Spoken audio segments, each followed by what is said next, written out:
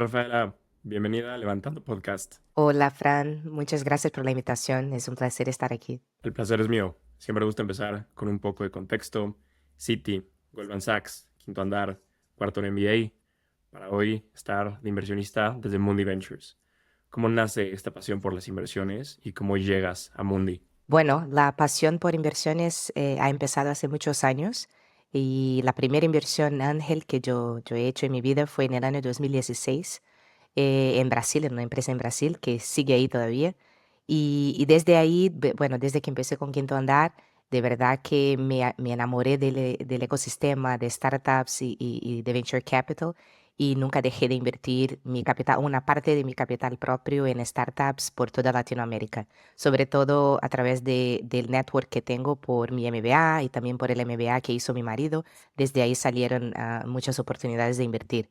Y hasta el día de hoy tengo, entre mí y mi marido, tenemos 22 empresas que hemos invertido en distintas fases, algunas serie A, serie B, serie C, y ahí seguimos. Entonces la pasión fue creciendo y creciendo hasta llegar a Mundi. Y el hecho de llegar a Mundi en 2023, yo creo que fue una serendipia muy bien aterrizada, como me gusta poner, porque fue a través de un compañero de Wharton que estudió el MBA conmigo, que era partner de Mundi y que justo estaba de salida para seguir como founder de una startup, haciendo casi como el camino al revés que el mío.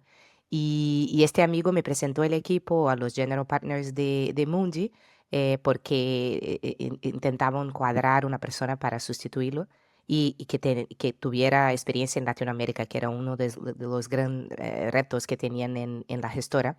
Así que fue estar como en el lugar cierto, conociendo a las personas ciertas y me junté el equipo en enero del año pasado. Antes de meternos un poco en tu background y en Mundi, mencionaste estas más de 20 inversiones ángeles que tienes con tu marido.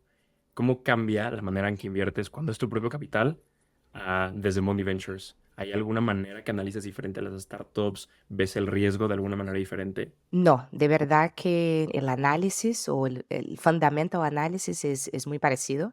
Lo que cambia en términos de apetito a riesgo es que con mi capital propio o mis inversiones personales suelen ser un poco más early stage y tomar más riesgo quizás en empresas que están pre-operaciones, pre-revenue o en una fase muy de ideation y si conozco el equipo y tengo bastante conviction de que es el equipo cierto intentando solventar el problema big enough para abrir otras puertas en el futuro, encantada de considerar esta inversión y encontrar maneras en que puedan ser útil y soportar a estos founders. Entonces, que yo diría que la diferencia es que mis inversiones personales suelen estar más en el later stage mientras en Mundi invertimos un poco más en early growth. Ahora, fuiste CFO de Quinto Andar durante la serie C que levantaron de General Atlantic, la serie D que levantaron de SoftBank por 250 millones de dólares. ¿Cómo fue este proceso de levantar tanto de GA, más de 60 millones de dólares, con SoftBank, más de 200? ¿Cómo es todo este proceso desde el rol de un CFO levantando esta cantidad de capital? Me encanta esta pregunta porque creo que es un cambio, un turning point importante en cualquier startup, no solamente para la persona que lleva la parte más financiera del negocio, sino para todo el equipo. En las rondas o en los estadios más iniciales de una empresa, yo creo que al general, y lo digo suele ser porque hay distintos tipos de inversores con distintas maneras de evaluar una potencial inversión, pero en las rondas más iniciales suelen ser un poco más high level en términos de detalles a los números, a modelo financiero, a potenciales de salida, a comparables en el mercado, que sea en un M&A market o en un IPO stage y las discusiones van más al nivel de unit economics, de basics de un business model, con muchos supuestos por confirmar todavía. Mientras cuando entras en un growth stage, no hay tantos assumptions donde no tengas ningún tipo de información, de datos o de transparencia Y el challenge está mucho más en los foundations del modelo de negocios y la capacidad real de escalar estos negocios, estos business, y escalar los ingresos manteniendo control de los costes, manteniendo control del G&A y del mínimo que es necesario para seguir sirviendo a sus clientes y reforzar el flywheel effect que las empresas deberían generar o ser capaces de construir alrededor de sí mismas después de sobrepasar estos hitos o estos puntos de crecimiento hasta una serie C, serie D, etcétera. En el caso de Quinto Andar en concreto, nosotros empezamos nuestro Series C, que lo cerramos con General Atlantic, todavía con una estructura interna no madura lo suficiente, yo diría, para lo que se espera de un inversor como General Atlantic. Y por eso mismo nuestro 100-day plan que GA suele tener con cada una de sus empresas participadas fue bastante fuerte, bastante detallado y tocaba en todas las áreas de negocios de la empresa, de sales, a tech, accounting, a todo. Así que trabajar en estos temas muy al detalle después de que la inversión fue cerrada y tener a GA en nuestro board y como nuestro partner fue extremadamente importante para todo el futuro de la compañía y para todo el nivel de profesionalización que nos impusimos a nosotros de maneras a llegar a un Series D mucho más preparados y con una clareza y una certidumbre de cuál serían nuestros retos o qué podríamos hacer con este capital adicional con un nivel de madurez extraordinario. Así que yo creo que el hecho también de que el Series D fue oversubscribed de la manera que fue, es una consecuencia de este movimiento, de este trabajo que empezó mucho antes y todo esto pasó antes del boom de los big rounds en Brasil y LATAM en general durante 2020 a 2022. Así que es un logro de la compañía y del esfuerzo que hicimos en conjunto en cada uno de los business units que teníamos ahí y en conjunto para llegar al éxito que tuvimos. ¿Qué tan tardado es desde una primera llamada hacia cerrar la ronda? Vemos qué tanto tiempo tarda levantar una serie C o una serie D, ¿no? Lo contrasto con un early stage, una pre-seed o seed. Te puedes tomar entre 4, 8 semanas, más o menos. ¿Qué tanto se tarda en cerrar una serie A desde una primera llamada hasta ya la inversión? En este momento, y hablo aquí de 2019, ¿no? 2018, 2019, hablamos de tiempos como entre 3 a 5 meses, yo diría, para un inversor de growth, con una cabeza de growth que hace su trabajo y su due diligence muy detallado y con un scrutiny level muy alto. Hoy día, con el mercado de la manera como está, yo diría aún más, entre 6 y 8 meses es lo que hemos visto en rondas a donde estuvimos involucrados, en deals que cerramos hace poco. Y desde el momento de tener la primera llamada hacia como caja en el banco, yo diría que como mínimo 6 meses es sano de esperar. Pero todo depende al final del día cuán organizado estáis, cuán preparado estáis para contestar a cada una de las preguntas, para conectar a los inversores del equipo de investment team con las referencias que se tienen que dar a nivel de clientes, de business partners, lo que sea. Así que es un promedio, yo creo, sano de tener en cuenta y de trabajar alrededor de estos timings. ¿Qué le recomendarías hoy a una empresa que quiere empezar su growth round, digamos, serie C para adelante? O sea, ¿qué específicamente dirías, haz esto o no hagas esto? Yo diría que, bueno, primero que todo, los founders tienen que tener en cuenta cómo está el mercado y cómo piensa la cabeza de un inversor de growth. Porque el inversor de growth está hoy tomando un riesgo de lo que va a pasar en 3, 4, 5 años y qué tipo de otros inversores más adelante van a tener apetito a la empresa que están underwriting ahora. Así que hay que hacer la cuenta al revés, desde un potencial IPO o un strategic acquisition target en el futuro y hacer la cuenta al revés para llegar a una valoración, a condiciones al día de hoy. Y tener en cuenta que el mercado de growth equity hoy es muy distinto a lo que se observó hace 2, 3 años, con tipos de interés todavía bastante altos en Estados Unidos y Europa, y con los inversores turistas que no han regresado y no creo que van a regresar en el corto plazo.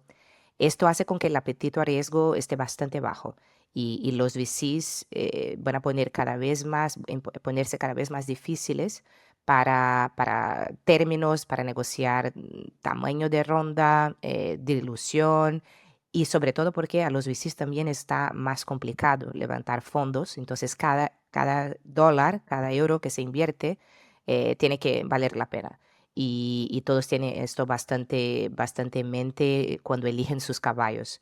Con este contexto en la cabeza, yo diría a los founders para enfocarse mucho en demostrar de manera muy clara, muy transparente, muy organizada sus unit economics, sobre todo en lo que tiene que ver con la capacidad de retener o quizás upsell, cross-sell productos a sus clientes de una manera sana y con bastante datos alrededor de cohorts para enganchar a los inversores en este confort de que la empresa sabe cómo servir a sus clientes, sabe cómo mantener a sus clientes y cómo extraer más valor, cada vez más valor de sus clientes. Y por otro lado, es bastante importante enseñar con datos, nombre y apellido los detalles de go-to-market strategy. Y es una lástima que hay muchos casos, debería ser el básico para una empresa en Series B, Series C stage, pero en muchas ocasiones no es el status quo de que un go-to-market strategy esté maduro lo suficiente para generar la confianza de que capital adicional será utilizado para crecer de una manera sana, para crecer con un accretive growth, con datos respecto a canales de adquisición, respecto a conversion rates, a mejoras en la conversión, con respecto a overall costs, que genere una confianza de los assumptions respecto al coste de adquisición. Y tener toda esta información o una manera de contar esta historia de una forma organizada es imprescindible en cualquier discusión o en cualquier interactuación con un fondo de growth, porque es lo mínimo que se espera y porque es lo mínimo que generaría el nivel de confianza para saber que 50 millones, 100 millones más en esta ronda o en rondas futuras sí que van a llevar esta empresa de este nivel a este nivel para seguir abriendo puertas y interés de inversores de growth más adelante. Yo diría que hoy día no hay espacio para equipos desorganizados, con planes y datos históricos sin explicación de por qué no se cumplió un target o por qué se sobrepasó un target, o sin una estrategia muy clara de cómo invertir su capital o su runway para crecer de manera eficiente. Y hablo esto aislado del tema de profitability o de break-even, que más y más es quizás el objetivo que todos los founders tienen desde una serie A. Quizás no es algo sano para una empresa en una serie A o un seed stage de tener como objetivo de cortísimo plazo, pero que para cualquier empresa en growth, si no tienes un plan muy claro de profitability, de break-even, tienes que saber explicárselo por qué y cuál sería la manera de llegar ahí y por qué han decidido ir por un retraso o por una inversión aún más en tecnología, en procesos para llegar a este break-even point. Entonces, bastante control de los términos financieros, de los detalles financieros del business plan y de la estrategia de crecimiento es el mínimo que se espera, todo con bastantes datos, con cohorts súper organizadas, con Exceles muy bonitos, muy estructurados, como suele ser la expectativa de un growth investor. Ahí quiero contrastarlo con un fundraising en una seed y pre-seed, ¿no? O sea, normalmente ahí la lidera el CEO y probablemente sea una, dos personas haciendo como todos los materiales, pero para un Series C, Series D, ¿quién debería liderar el proceso de fundraising? Ya sea él o la CEO o él o la CFO, y cuántas como personas tienen, o sea, de apoyo preparado todo esto que dices, ¿no? O sea, y contrastándolo, ya sea un super stage con ya algo de growth? En el growth, yo diría que el principal interlocutor sigue siendo el founder y debería ser el founder o el founding team, si hay dos, tres co-founders. Pero el CEO founder es todavía la persona clave y el máster de la visión del North Star que la empresa quiere perseguir. Pero este founder necesita, y es muy importante tener una mano derecha y una mano izquierda que se puede basar para llevar adelante los detalles de Q&As, back and forth, de data room, de explicaciones al detalle, de planes de negocio, de datos históricos, de cohorts, de lo que sea. Y ahí entra la figura de un CFO o de un Head of FP&A con su equipo por debajo que pueda sostener esto a un nivel profesional y manteniendo los timings de respuesta también a un nivel bastante profesional y ágil. Y esto es lo que hace la diferencia. En una empresa más early stage, en fase seed, incluso Series A, la figura del CFO no suele ser tan común, quizás es más como un head of finance o una persona que está responsable por FP&A, por budget, financial planning, y que sí es un soporte importante, pero casi que toda decisión y las discusiones van siempre que tener la interlocución del founder o del founding team para sostener para cualquier decisión final.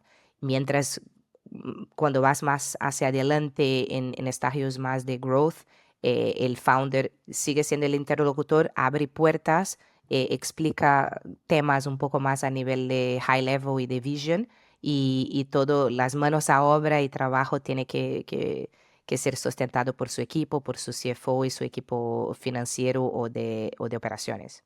¿Cómo es el mercado de growth equity hoy en América Latina? Justo lo mencionaste hace rato que los turistas ya se fueron.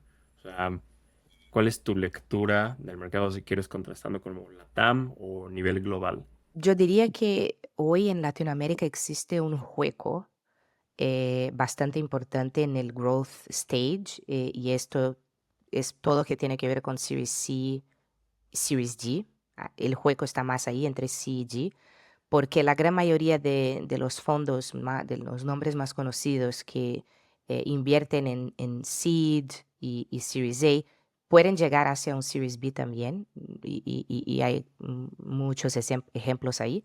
Pero cuando llegamos a un Series C, con la salida de los turistas, la percepción que tengo por empresas de nuestro portafolio que están justo en este camino y hablando con fondos, es que nombres de Latinoamérica o americanos, fondos americanos que tienen equipo local, que tienen presencia local en growth, se están retirando un poco de los Series Cs no tan maduros o que a donde no hay todavía una señal de profitability o de strong unit economics en el corto plazo. Y esto genera un hueco bastante importante en estos estadios de Series C y G, que todavía no hay respuesta y no creo que haya una solución de corto plazo. Por eso que vamos a ver qué va a pasar en los próximos 12, 18 meses, pero por las rondas a donde estuvo involucrada, lo que siento es que hay poco apetito y hay pocos nombres que pueden tomar este nivel de riesgo en empresas locales con soluciones para Latinoamérica, y todavía no hay muchos inversores levantando fondos nuevos con un target específicamente en este espacio. Ahora sí, entrando en Mundi Ventures, ¿me puedes contar un poquito más de cómo es la estructura y la tesis de inversión que tienen? Bueno, en términos de estructura, nosotros tenemos un equipo de inversión y equipo de plataforma. Somos en total 18 personas. De los que están en el equipo de inversión, tenemos básicamente dos grupos o dos grandes tesis. Uno es el grupo de InsurTech, que hace inversiones en nuestros fondos de InsurTech, y el otro es un fondo que tenemos activo más enfocado en el sector de Retail Tech. Y son equipos de inversión distintos con sus expertises bastante distintas a nivel de industria. El equipo de plataforma suele sostener a los dos grupos y apoyar a las empresas de portafolio de todos los fondos. Tenemos esos dos fondos activos entonces, como te comenté, nuestro InsurTech Global Fund 2, que tiene 200 millones de euros, y puede invertir en cualquier país. Hoy tenemos casi 20 países representados entre nuestros fondos de InsurTech. Y el fondo de Retail Tech es global también, con inversiones en Europa, Estados Unidos, alguna cosa que está mirando en Asia, bastante enfocado en el sector de Retail Tech. Quiero clavarme en InsurTech, ¿no? Y qué oportunidades ves dentro de InsurTech. Y principalmente, pues me quiero clavar en la TAM. O sea, de mi experiencia como inversionista, ¿no? Desde 2020 he visto que es una industria complicada. O sea, ciertas InsurTech han batallado, es difícil. También está el tema cultural de latinoamericano, que no nos aseguramos mucho. Entonces, ¿qué oportunidades ven ahí? También cómo lees, cuál es tu lectura sobre el panorama de InsurTech en la región. Bueno, vemos muchas oportunidades en InsurTech. Primero que todo, cuando comparamos el mercado general de seguros en Latinoamérica con mercados en Europa o en Estados Unidos, la penetración de productos de seguros o de cualquier tipo de póliza de seguros en Latinoamérica está 10 veces por detrás de Estados Unidos o un mercado más desarrollado en Europa continental. Tenemos una penetración alrededor, si hablamos de vida, un 3% del GDP de estos países en Latinoamérica está invertido en productos de seguros, mientras en Estados Unidos puede llegar a un 10% de GDP solamente en el sector de vida. Si hablamos para salud, cada país es una locura los límites de penetración de productos o de distribución de productos.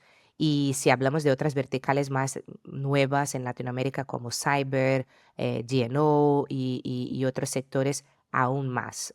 Así que hay muchas oportunidades, hay apetito, creemos que hay apetito a comprar estos productos, sobre todo después de COVID. Todavía hay un enorme trabajo por hacer en términos de educación financiera para hacer llegar hacia las clases sociales, las capas de la población más por debajo, pero si miramos solamente el middle class en personal lines o si hablamos de SMBs en todo que es B2B, hay un espacio enorme para crecer y para desarrollar productos distintos, productos custom made para las necesidades de estos grupos. Y todavía los productos de seguros en Latinoamérica son vendidos hoy de la misma forma que eran vendidos hace 50 años.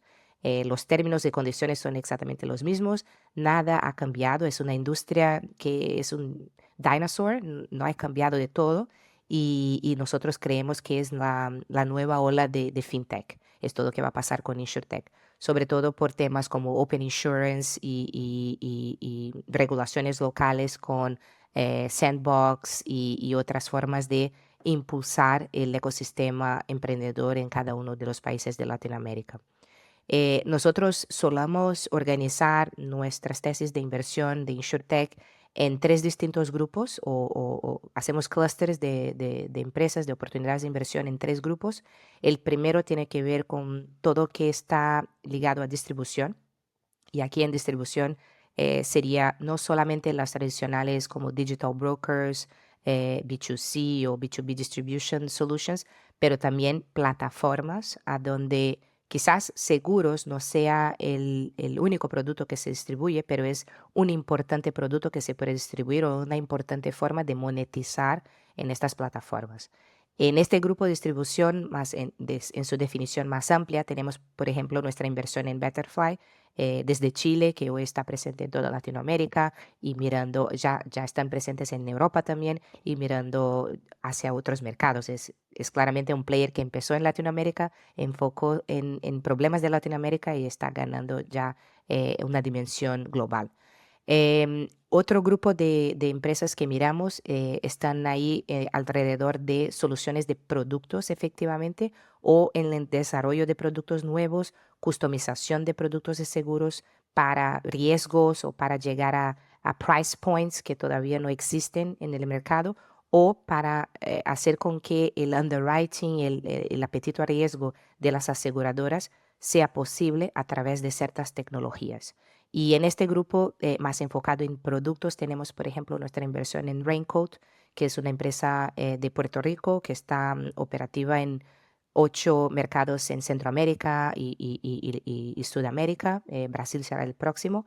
Y que sin esta tecnología sería imposible para las aseguradoras con quienes trabajan desarrollar productos para asegurar riesgos climáticos en varias verticales, no solamente en el sector agro, pero también para large enterprise, para empresas que tienen fábricas, construcción, etcétera. Así que es un tema que nos encanta, todo lo que tiene que ver con maneras de desarrollar productos o de cubrir riesgos que todavía no están cubiertos. Y el tercer grupo serían las empresas más enfocadas en eficiencias de proceso o en maneras de hacer los players aseguradores tradicionales más ágiles y con un value chain más eficiente. De ahí tenemos algunas inversiones, no en Latinoamérica todavía, pero en Europa, que están presentes con clientes en Latinoamérica como Synthesized en UK, Clarity AI y Sherpa AI, que es una empresa en España y que tiene clientes por todo el mundo, incluso en Latinoamérica.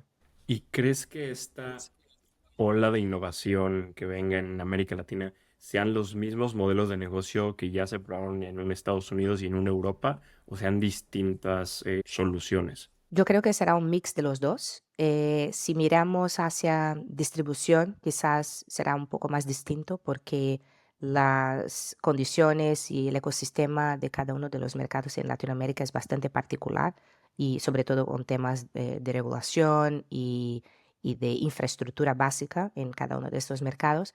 Pero si miramos más hacia soluciones de deep tech, AI, aplicaciones de AI, o de desarrollo de productos, ahí sí que hay mucho en Estados Unidos y en Europa que puede ser una inspiración o un benchmark interesante para los founders que están mirando hacia los mismos temas en Latinoamérica. A lo largo de tu carrera has tenido experiencia tanto operando como invirtiendo en startups y scale-ups de Brasil.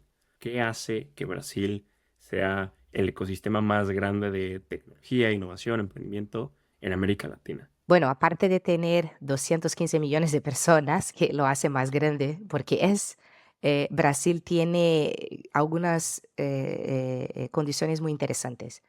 Por un lado, tiene una población muy tecnológica, a donde la penetración de smartphones y de acceso a Internet fue bastante eficiente y rápida frente a otros mercados. Hablamos de que en 2009, 2010, la penetración de smartphones en la población ya era un 80%. Hoy está casi como un 100%. Así que muy temprano Brasil se posicionó en cuanto player digital o en cuanto población digital y conectada como un player muy importante. Y es una población que también es muy activa en todo lo que tiene que ver con social networks. Nosotros en Brasil, a nosotros nos encanta Instagram, Facebook, YouTube y otras plataformas. Así que eso hace con que el ecosistema de tecnología, por consecuencia, se desarrolle bastante bien.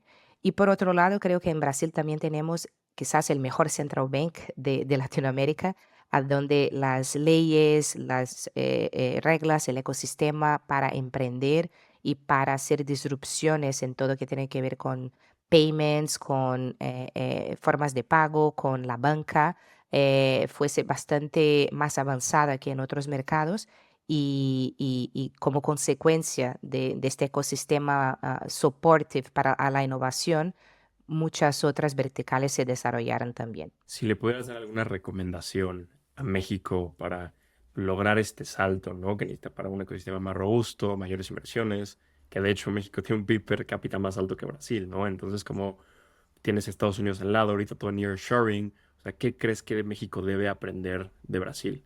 Me encantaría que en México nosotros pudiéramos mirar un ecosistema donde el acceso a cuentas digitales, a digital banking, neobanks, digital invoicing, fuera mucho más amplio de lo que es todavía, de manera a profesionalizar la economía. Y creo que desde ahí, si México logra avanzar en estos temas, Hay un montón que se puede desarrollar en términos de tecnología, sistemas, softwares, productos que llevaría a México al nivel de Brasil en términos de startups, del ecosistema de VC y de apetito de inversores también al mercado mexicano. Pero con los movimientos recientes del gobierno y también de players como Nubank y otros nombres que están presentes en México, creo que están mirando hacia este camino. Es todavía un tema por desarrollar, pero que está desarrollándose bien ya. Sí, hace poco ya el reporte de Nubank, creo que en Brasil ya que es como más de la mitad de la población adulta ya tiene Nubank, ¿no? En México apenas, bueno, apenas, ¿no? 5 millones de cuentas, un poco más. Entonces, pero sí Hay ha que crecido empezar por muchísimo. algún lado. Ujú. Sí. Totalmente. Pero, profe, llegas a la parte final de la entrevista. Te voy a hacer unas últimas preguntas donde te pido que la respuesta sea lo más breve posible. ¿Preparada? Sí. ¿Cuáles son las tendencias que más te emocionan como inversionista? A mí me emociona la tendencia de, quizás esto es muy cliché, pero la tendencia de AI cambiar la forma como hacemos negocios, cómo nos relacionamos, cómo utilizamos nuestro tiempo y cómo nos enfocamos en tareas mucho más importantes que trabajos manuales o trabajos que no generan tanto valor. Y creo que todavía estamos tipping the iceberg de cómo, de hecho, utilizar la inteligencia artificial en distintas carreras, en distintos trabajos que desempeñamos a cada día para llegar a estos niveles de eficiencia personal y como organización, a donde la inteligencia artificial sí que será un motor importante de crecimiento, de avance y de futuro. Entonces, por eso me encanta el tema, me encanta explorar herramientas, explorar gadgets, explorar tecnologías alrededor de la utilización de inteligencia artificial en cuanto persona y en cuanto profesional también. ¿Cómo un VC debe usar AI? Hay muchas formas. En VC, en el mundo de VC todavía tenemos un montón de trabajo que es bastante manual. Utilizamos muchas plataformas como PitchBook, Dealroom para hacer screening de pipeline, de deal flow, para buscar información de empresas. Pero al final del día, creo que un 50, si no más, por ciento del trabajo de un analista en VC podría ser eliminado si las herramientas y las plataformas existentes que utilizan AI pueden solventar este trabajo. Hoy día tenemos, por ejemplo, un CRM que lo utilizamos para manejar nuestro deal flow, que utiliza AI para coger datos de distintas partes y de alguna manera ponerlas más organizadas a nuestra cara para análisis y tal. Y es todavía muy, muy verde lo que hacen. Podría ser mucho mejor y yo tengo total confianza que en un año esta herramienta que utilizamos tendrá otra cara y tendrá otras funciones y me encanta el hecho de que en cuanto clientes podemos también dar un poco de feedback a ellos y ser testigos de la evolución que hacen con su producto y muchos otros productos que todavía no hemos empezado a trabajar porque hay demasiado ruido alrededor de AI y creo que todos tenemos que todavía como digest tanta información o tantos recursos para canalizar esfuerzos y implementación en aquellos que se prueben de hecho transformadores o que nos van a llevar a un nivel hacia arriba en nuestra forma de trabajar. ¿Qué harías para fomentar las inversiones en los fondos de Venture Capital? Para hacer con que más LPs inviertan en fondos, es necesario tener más salidas también, ¿no? Que el capital se recicle. Entonces, vamos a ver cómo va a pasar con Capital Markets de la forma como está. Las salidas tienen que ser quizás mucho más a través de estratégicos, adquisiciones, M&As, que efectivamente un IPO. De nuestra parte, lo que nos encanta hacer es explorar formas de poner a nuestros LPs, que son large corporates, a trabajar con nuestras portfolio companies porque todos de alguna manera tienen interés y tienen apetito para hacer adquisiciones, tienen caja suficiente para hacer grandes adquisiciones y queremos fomentar este ecosistema para tener experiencias de más y más exits estratégicos en el futuro y que de alguna manera esto pueda generar el flywheel effect que es necesario en el ecosistema de VC para atraer más capital, para traer más DPI, para que los players, los managers puedan demostrar cómo generan valor con el capital que invierten. ¿Qué sabes hoy que te hubiera gustado saber cuando empezaste a invertir? Cuán difícil es levantar capital en venture capital. Yo pensaba que sabía bastante de fundraising por el hecho de haber levantado de seed a Series D con todo tipo de inversor, pero no, yo no tenía ni idea de cuán complejo y cuán difícil es, sobre todo en el mundo que vivimos ahora, con tipos de interés tan altos, convencer a un LP de no meter a su caja en Treasury Bonds de US, que tiene riesgo cero, para invertir en nosotros porque somos muy bonitos, porque somos más inteligentes o porque lo que sea. Esto es bastante complejo y no tiene que ver con GPI, con track record, tiene que ver con generar este nivel de confianza y de relaciones que en muchas ocasiones son decisiones de relacionamientos a largo plazo. Y que cuando conoces a un LP y evalúa tu forma de trabajar, decisiones, construcción de portafolio a lo largo de los años, después de 4, 5, 6 años decide invertir, después de mirar uno, dos, tres fondos que has levantado.